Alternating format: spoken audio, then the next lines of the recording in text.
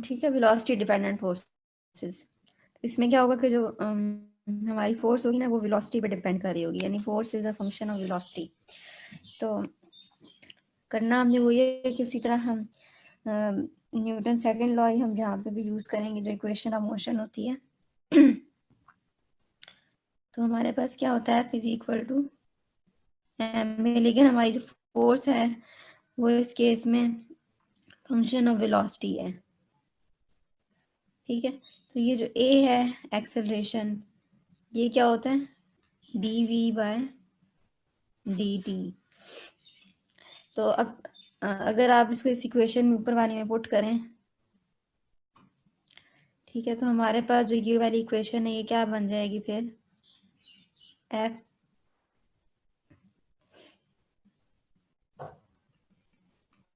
Is equal to m d we by D t. ठीक है, अब अगर आप ये इक्वेशन देखें तो इसमें आपके पास कितने वेरिएबल आ रहे हैं। एक तो यहाँ पे हमारे पास फोर्स है, वेलोसिटी का फंक्शन है,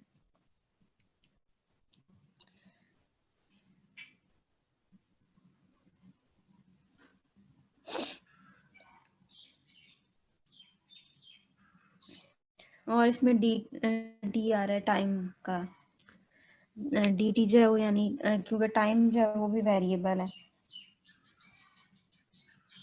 तो ये जो d v by d t है इसको हम एक और तरह से भी लिख सकते हैं कि हमने जैसे कहा है ना कि A is equal to D we by D T. तो यहाँ पे अगर हम यूं कर लें इसको कि हम चेन रूल यूज कर लें, तो हमने यहाँ पे क्या किया कि डी एक्स मल्टीप्लाई डिवाइड किया है। ठीक है, तो ये डी एक्स से कैंसिल, तो ये चीज़ बन जाएगी। अब इससे क्या होगा कि ये जो आपके पास है ना ये वेलोसिटी बन जाएगी, तो ये किसके इक्वल आ जाएगा, v d we by d x. तो यहाँ से हमारे पास जो ये इक्वेशन है ये इसको हम इस तरह से भी लिख सकते हैं, m v d we by d x. अब इस तरह से लिखने का हमें फ़ायदा क्या हुआ है कि एक तो आपके पास ये वाली फॉर्म थी, फिर हमने इसको इस फॉर्म में लिख लिया।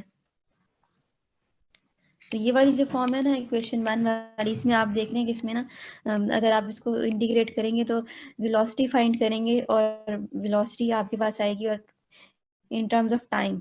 ठीक है, तो हमने फिर क्या करना होता है, वेलोसिटी से हमने फाइंड, फिर डिस्प्लेसमेंट भी हमने फाइंड करना होता है। तो फिर आपको ना 2 मरतबा इसको इंटीग्रेट करना पड़ेगा, एक दफ़ा करेंगे वेलोसिटी आएगी, दूसरी दफ़ा करेंगे तो डिस्प्लेसमेंट आ जाएगा। लेकिन इक्वेशन 2 है इसका क्या फ़ायदा है, इसमें आपके पास कौन कौन से वेरिएबल हैं। एक तो ये है कि जैसे ये वेलोसिटी डिपेंडेंट है, डी वी आ रहा है, ठीक है, और डी एक्स आ रहा है यानी डिस्प्लेसमेंट। तो इस इक्वेशन को जब आप इंटीग्रेट करेंगे तो आपको डिस्प्लेसमेंट डायरेक्ट मिल जाएगा इक्वेशन 2 से। ठीक है, तो इसलिए फिर हम जो है ना इस केस में हम ये हम यूज़ करेंगे जो इक्वेशन नंबर 2 है। ठीक है, तो इसको आप पुट कर ये हमने ऊपर जैसा पुट किया, अभी हमारे पास जो है इक्वेशन ऑफ मोशन बन गई है। तो ये वाली फॉर्म जो है ना आपने याद रखनी है, ये हम यूज़ भी करेंगे कहीं पे भी कि अगर हमने इस तरह से करना होगा ना वेलोसिटी डिपेंडेंट फोर्सेस के केस में भी ये करेंगे, और कहीं और भी जहाँ पे हमने वेलोसिटी को डिस्प्लेसमेंट, कोई फार्मूला आपने निकालना हो जिसमें वेलोसिटी और डिस्प्लेसमेंट आ रहे हो तो आप इक्वेशन 2 यूज़ करेंगे। अगर आपने फार्मूला निकालना जिसमें वेलोसिटी और टाइम आएंगे तो फिर आप इक्वेशन 1 जो है वो यूज़ करेंगे। ठीक है, इसके बाद हम जो है वो कोई एग्जांपल देखेंगे इसकी। ठीक है, सेंट्रीपिटल फोर्स जो है उसका फार्मूला होता है हमारे पास, सेंट्रीपिटल फोर्स,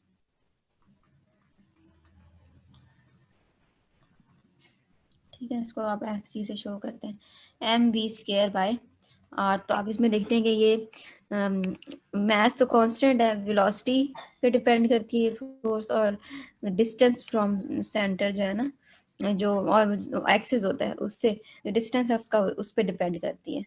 ठीक है, तो ये वेलोसिटी डिपेंडेंट भी है और डिस्प्लेसमेंट पे भी डिपेंड कर रही है, दोनों चीज़ों पे, दो चीज़ों पे डिपेंड कर रही है। यहाँ पे जो हम लेंगे ना फोर्स वो कौन सी हम लेंगे, जो रेजिस्टिव फोर्सेस होती है, रेजिस्टिव फोर्स जो होती है, एयर रेजिस्टेंस भी जिसको हम कहते हैं।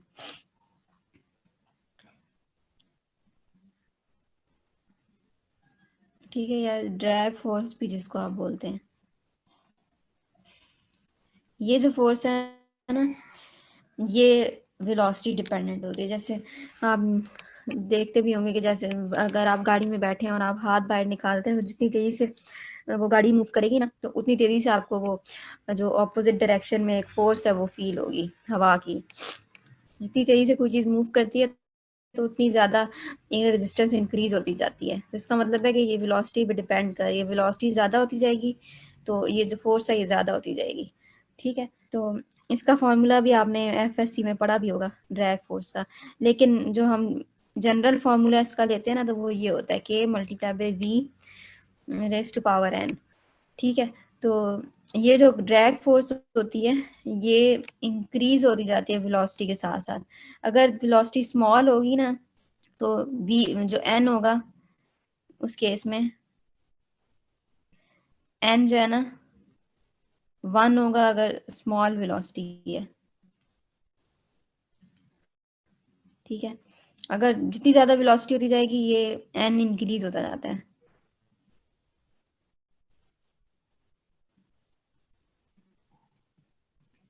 इसी तरह एन इज इक्वल टू 3 होता जाएगा, और इस तरह अगर जो है वो वेलोसिटी और इंक्रीज होती जाए।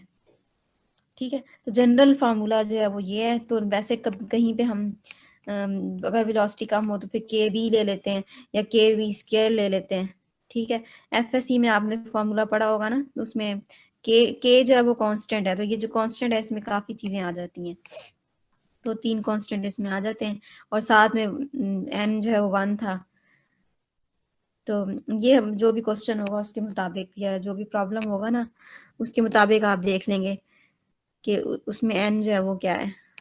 तो हम जो यहाँ पे एग्जाम्पल ले रहे हैं तो उसमें अगर हम कहते हैं कि हमारा जो है वो N2 है।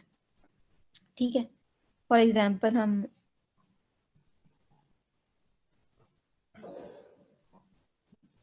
ठीक है let n is equal to 2, तो फार्मूला क्या बन जाएगा फिर, F is equal to k v square.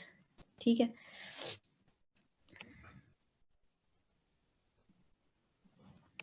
तो इसमें हो क्या रहा है कि एक आपके पास पार्टिकल है, एक ये पार्टिकल है। ठीक है, तो ये डाउनवर्ड फॉर एग्जाम्पल कोई भी बॉल हो सकती है, कोई भी चीज़ है, डाउनवर्ड जो है ये मूव कर रहा है। ठीक है, तो अब हमने जो है ना ये इक्वेशन ऑफ मोशन लिखनी है। अब ये जो ऊपर हमने इक्वेशन देखी थी ना, ये जो हमने लिखी है इक्वेशन ऑफ मोशन, इसमें जो ये फोर्स होती है ना, ये सिर्फ एक फोर्स नहीं होगी, नेट फोर्स ये होती है हमारे पास F is equal to M A में। ठीक है, तो नेट फोर्स हमने यहाँ पे लेनी है। अब अगर कोई मैस डाउनवर्ड मूव कर रहा है तो उस पर सिर्फ ड्रैग फोर्स तो एक्ट नहीं करेगी ना, और कौन सी दूसरी फोर्स एक्ट करेगी, कोई बताएगा। एक बॉल है, ठीक है, उसको आपने एक हाइट पे लेके गए छोड़ दिया है, फिर अब उस पे कौन कौन सी फोर्सेस एक्ट करेंगी उस बॉल पे।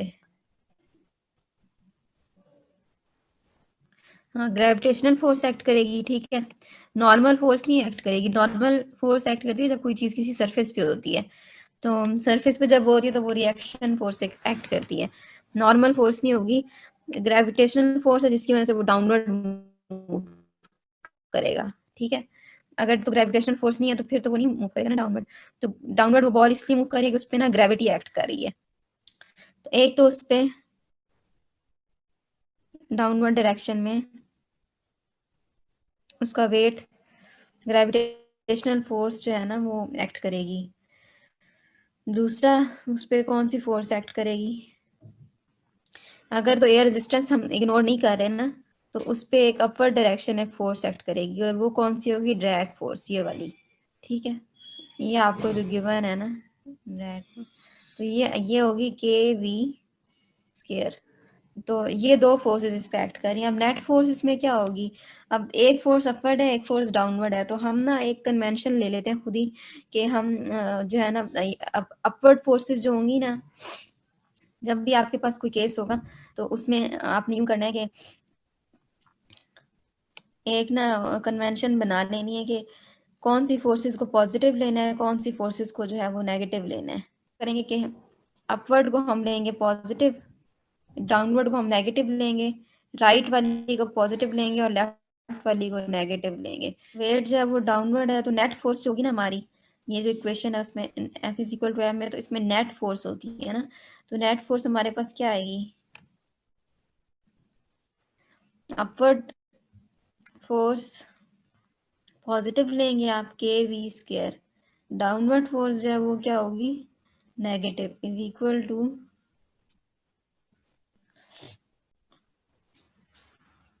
एम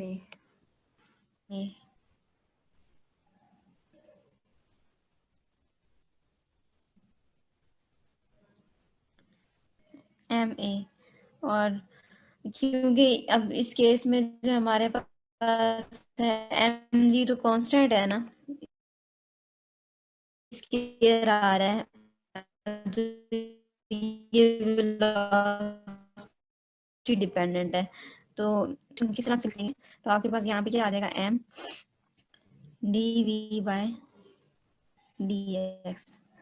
ठीक है, अब इधर आपने क्या करना है, वही सेपरेशन ऑफ वेरिएबल कर लेने हैं, एक्स वालों को एक तरफ कर लेंगे, जो वेलोसिटी डिपेंडेंट होंगे उनको दूसरी साइड पे कर लेंगे, तो यहाँ से क्या आ जाएगा,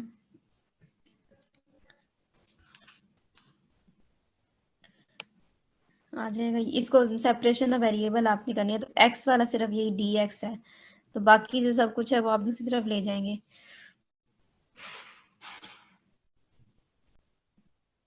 अब आगे आपने इसकी इंटीग्रेशन ही करनी है, ठीक है, इसको आप इंटीग्रेट करेंगे, लिमिट्स यहाँ पे आपने जो भी हैं वो यूज कर लेनी है। अब एक्स पे जो भी लिमिट है, अगर 0 to x है या x0 to x है, कि वेलोसिटी जो है वो स्टार्ट में उसकी अगर सपोज 0 थी, तो वेलोसिटी जो है वो 0 से v हो गई, 0 से v, और x पे लिमिट है जो भी, अगर सपोज x0 है, x0 to x, इसकी इंटीग्रेशन फिर क्या होगी, इधर आ जाएगा x minus x0 is equal to,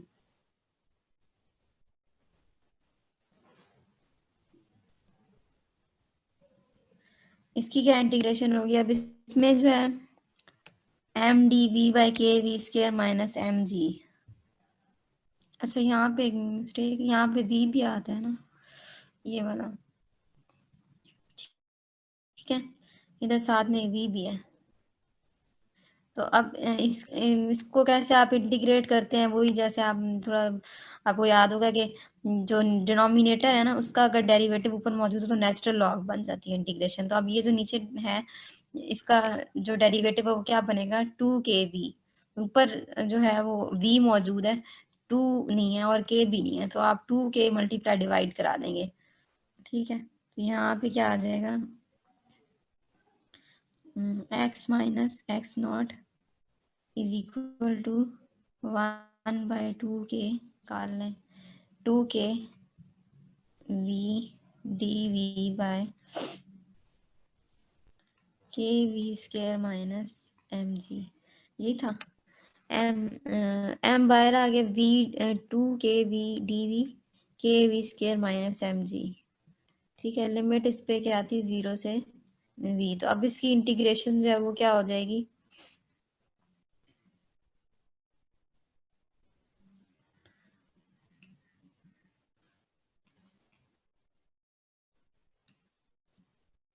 m/2 k natural log k we square minus M g, limit put करेंगे इसमें, लिमिट जब पुट करेंगे तो v की जगह पे आप 0 पुट करेंगे, तो ये क्या बनेगा, m/2 के,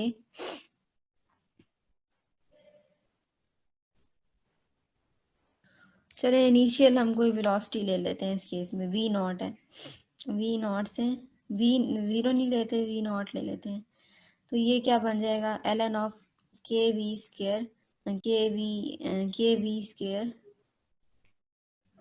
माइनस एम जी, और माइनस ln ऑफ के वी स्क्र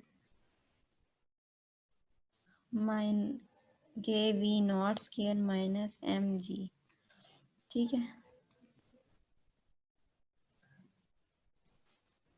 इसको आप ऐसे भी लिख सकते हैं, m/2 के ln ऑफ के we square minus M G over K we naught square minus M G.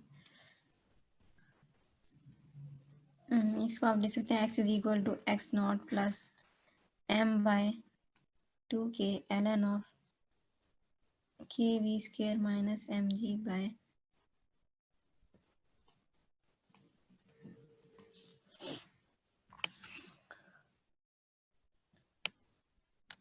ठीक है। तो इस तरह से हम इसका सोल्यूशन फाइंड करेंगे। अब ये जो भी आपका प्रॉब्लम होगा उसके मुताबिक आपने करना है।